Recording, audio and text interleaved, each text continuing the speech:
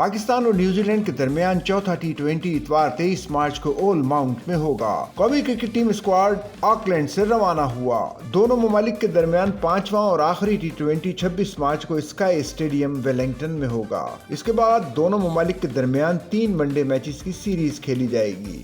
Auckland میں کھیلے گئے تیسرے ٹی20 میچ میں پاکستانی ٹیم نے شاندار کم بیک کرتے ہوئے نیوزی لینڈ کو بآسانی 9 وکٹوں سے ہرا دیا تھا۔ گزشتہ 2 میچوں میں مسلسل ناکام رہنے والی پاکستانی بیٹنگ لائن تیسرے میچ میں کلک کر گئی اور نیوزی لینڈ کی جانب سے جیت کے لیے دیا گیا 205 رنز کا ہدف قومی ٹیم نے 1 وکٹ کے نقصان پر صرف 16 اوورز میں حاصل کر لیا۔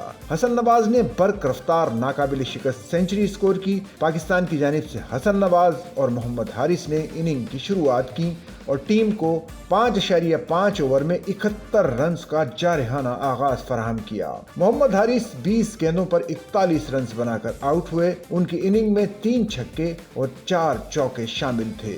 حارث کی وکٹ گرنے کے بعد حسن نواز نے کپتان سلمان علی آغا کے ساتھ مل کر فتح کا سفر جاری رکھا۔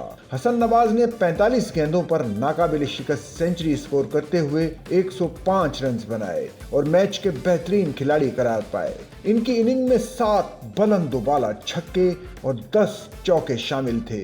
کپتان سلمان علی آغا نے بھی 30 گیندوں پر نصف سنچری مکمل کرتے ہوئے 51 رنز ناٹ آؤٹ بنائے۔ نیوزی لینڈ کی جانب سے واحد وکٹ ڈفی نے حاصل کی۔